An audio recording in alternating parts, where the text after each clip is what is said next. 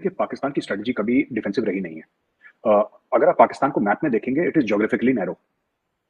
पाकिस्तान पाकिस्तान की जो लेंथ है वो काफी है, it is couple of thousand kilometres, but Pakistan की जो ब्रेड्थ है, uh, वो पाकिस्तान की ब्रेड्थ बहुत कम है। इट डिपेंड्स, कहीं कहीं 750 किलोमीटर तक है, कहीं कहीं 350 400 किलोमीटर है। अलग अलग लेवल पे अलग अलग है। एट एन एवरेज पाकिस्तान की 500 600 700 जो। अच्छा, एक तरफ आपका अफगानिस्तान है, towards the west, towards the east आपका इंडिया है, अगर आप मैप देखेंगे। नॉर्थ का छोड़ दीजिए, मैं सिर्फ एक बात कर रहा हूँ इस तरफ की ना, पंजाब, राजस्थान, गुजरात, जम्मू, इस एरिया की बात कर रहा हूँ।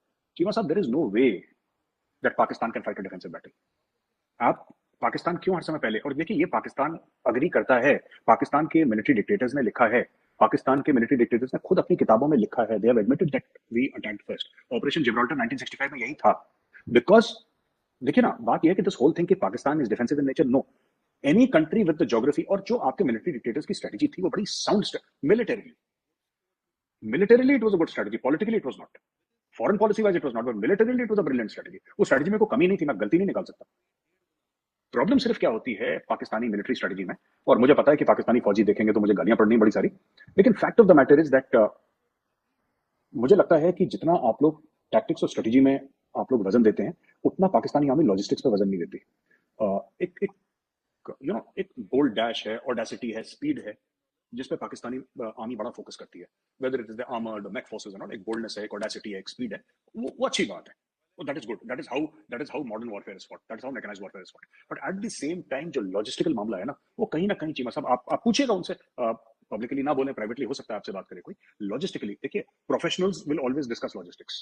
एक कहावत है बड़ी मशहूर, amateurs discuss tactics, professionals discuss logistics.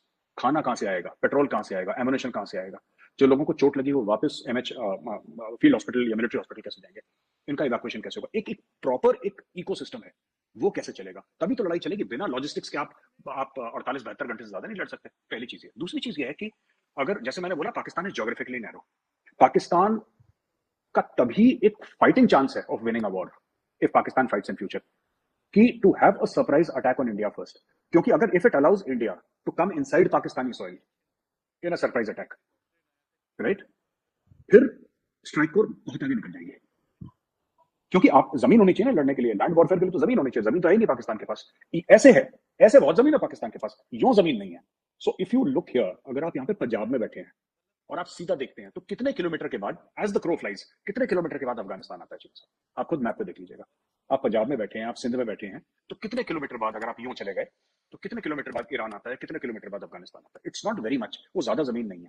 ठीक है, मैं ज्योग्राफी की बात नहीं कर रहा, मैं टेरेन की बात नहीं कर रहा, मैं डिस्टेंस की बात कर रहा हूँ, क्रो फ्लाइज। अच्छा, दूसरा पॉइंट ये हो गया। तीसरा पॉइंट ये चीमा साहब की, ये जो पूरी बात है ना कि पाकिस्तान न्यूक्लियर वेपन्स यूज कर सकता है, फर्स्ट स्ट्राइक, सेकंड स्ट्राइक, ये जो भी बात है, fact of the matter is कि इसमें दो बयान इंडिया पे आए थे। एक तो राजनाथ सिंह जी का बयान आया था आज से 1 1.5 साल पहले, आपने भी सुना होगा, ठीक है, कि if need be we can go for a first strike.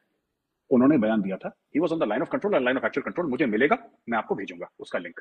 पहली चीज, अगर आपकी नजर से गुजर गया होगा। दूसरी चीज, एक और बयान आया था इंडिया का कि this time we will choose the time and place. ये एनएसए श्री अजीत डोभाल जी का बयान आया था कि this time we will choose the time and place of war. हमारी मर्जी से, आपने सुना होगा, आई डोंट नो अगर आपको याद है, वी विल। तो ये इंडिया का एक पैराडाइम शिफ्ट है थिंकिंग में, मोर डेंजरस और more aggressive than the weapons that India is buying. जो पाकिस्तान में फोकस रहता है कि S-400 खरीद लिया, ये मिसाइल ले ली, ये मिसाइल बना दी, ये जहाज बना दिया, that is one part of it, वो तो एग्जीक्यूशन पार्ट है। सबसे बड़ा कि जो दिमाग में जो चेंज आया है मोदी जी के आने के पास, कि अब पाकिस्तान ने 47-48 का शुरू करा, 65 ऑपरेशन जिब्राल्टर करा, 2 दिसंबर 1971 को ऑपरेशन चंगेज खान करा, फिर उसके बाद मुशर्रफ साहब ने जो लॉन्च करा था कारगिल का, 4 बार हो गया। Now the next time we will choose, we will not allow Pakistan to choose when it wants to wage war. जब हमें मर्जी होगी तब हम अपनी मर्जी से वॉर वेज करेंगे, जब हमारे पॉलिटिकल और मिलिट्री ऑब्जेक्टिव्स हमें लगेंगे कि हमारे सेट हो गए। So this is the thinking which, if you see the interview of the NSA, this is what exactly the NSA has said. एक जमाने में कई लोग ऐसे सोचते थे भारत में, और पुराने समय के लोग ऐसे भी सोचते हैं कि stable Pakistan is in India's interest. कि अगर इंडिया की इकोनॉमी बढ़ रही है तेजी से, इंडिया की पॉलिटिकल जो क्लाइमेट है इंडिया का वो स्टेबल है, इकोनॉमिक आउटलुक स्टेबल है, सब कुछ ठीक ठाक है इंडिया का, तो अगर बगल में आग लगती है तो आपको भी आएगी, आपको भी इंपैक्ट करेगी। ये अ, कई समय तक पहले की एक थिंकिंग थी इंडिया में, और ये बात सच है, ये थी थिंकिंग। अब बड़ी तेजी से थिंकिंग बदल रही है, और अब ये थिंकिंग आ रही है कि हमें कोई फर्क नहीं पड़ता, आग आएगी तो हम संभाल लेंगे, दैट्स ओके। अब मैं आपको बताता हूँ है क्या ये। बात ये है कि चीमा साहब देखिए, आई नो मुझे इसमें पिटाई लगने वाली है, लेकिन ठीक है कह देते हैं।